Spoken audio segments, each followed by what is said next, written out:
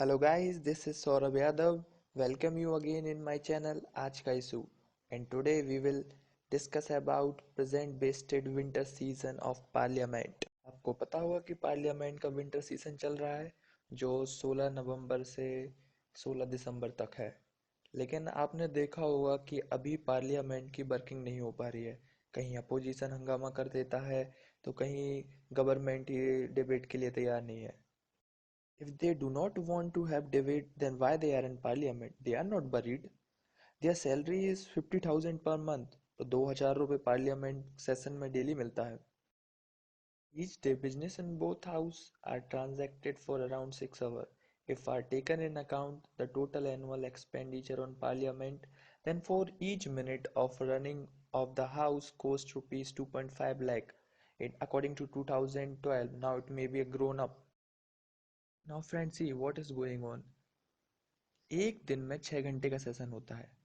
1 minute में 2.5 लाख रुपए खर्च हो रहे हैं। इसका मतलब पूरे दिन का अगर सेशन को देखा जाए तो 9 करोड़ रुपए अपने वेस्ट हो रहे हैं।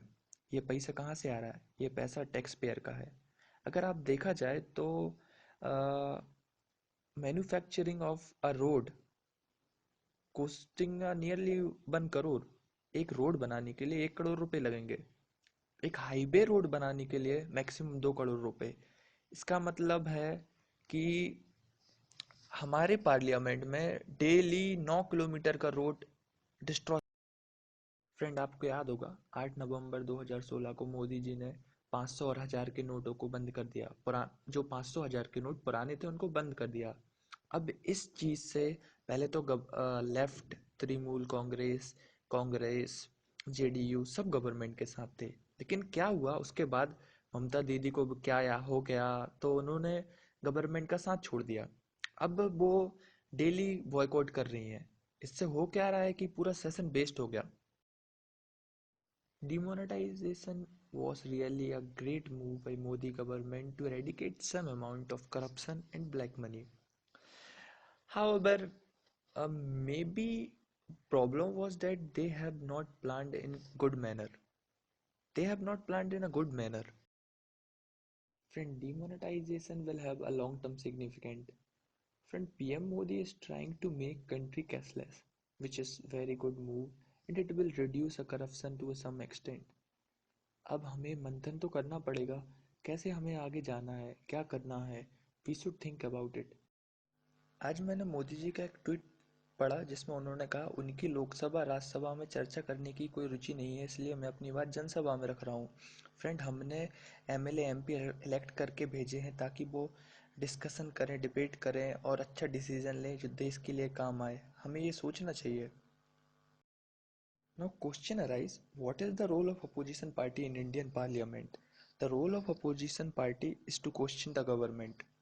According to Indian constitution, the opposition is equally responsible in upholding the best interest of people of the country.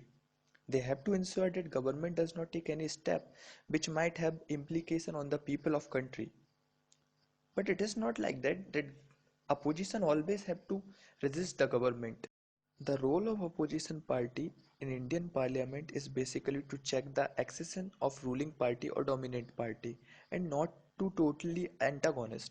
There are action of ruling party which may be beneficial to masses and opposition is expected to support such a situation. This is written in the Indian Constitution. मैं राहुल जी से एक question पूछना चाहता हूँ कि 22 दिनों में जो 198 करोड़ जो पार्लियामेंट के सेशन नहीं चलने दिया कांग्रेस ने और तृणमूल कांग्रेस ने जो वेस्ट हुए हैं, उसका कौन जिम्मेदार है? वो सभी चीज़ का क्वेश्चन करते रहते हैं, क्या इस चीज़ का जवाब देंगे वो? मैं अपोजिशन लीडर से भी पूछना चाहूँगा, मल्लिकार्जुन खड़गे से, कि वो इसका जवाब दें।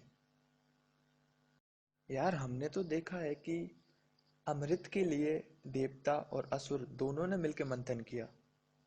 डॉक्टर मनमोहन सिंह जो 2004 से 2014 तक इंडिया के प्राइम मिनिस्टर रहे, फाइनेंस मिनिस्टर 21 जून 1991 से 16 जून 1996, deputy chairperson of planning commission, RBI के गवर्नर रहे, मनमोहन सिंह जैसे अच्छे नेता जो 40 साल से देश की सेवा कर रहे हैं, इन सबको मिलके एक अच्छा डिसीजन लेना चाहिए। हमें सबके साथ मिलके बात करनी चाहिए और अच्छा डिसीजन लेना चाहिए। जब विंटर सेशन नहीं चला तो देश के प्रेसिडेंट श्री प्रणब मुखर्जी ने 8 दिसंबर 2016 को कहा, for God sake do your job. एक राष्ट्रपति को आना पड़ रहा है ये कहने के लिए कि आपका काम करिए। आप चाहते क्या हैं? मैं अपोजिशन वालों से पूछना चाहता हूँ। आप गवर्नमेंट का साथ दें, आप अच्छी बहस करें। क्यों क्यों ना बहस करने से मंथन करें, एक नया निष्कर्ष निकालें, हम अच्छा निष्कर्ष निकालें और हम अपने देश को और आगे तक ले जाएं। अपनी नई चीज़ें, अपोजिशन वाले भी अपनी नई चीज़ें समझाएं जो हम अपने देश की सेवा कर सकें। अब मैं बस यही कहूँगा कि हमने आपको बस इसलिए भेजा है कि आप हमारे इश्यूज़ उठाएं। हमने आपको इलेक्ट करके इसलिए भेजा है कि आप हमारे इश्यूज़ उठाएं, ये नहीं कि आप बस धरना देते रहें। कोई अच्छी चीज़ होगी तो उसमें आपको गवर्नमेंट का साथ भी देना पड़ेगा। जय हिंद, जय भारत।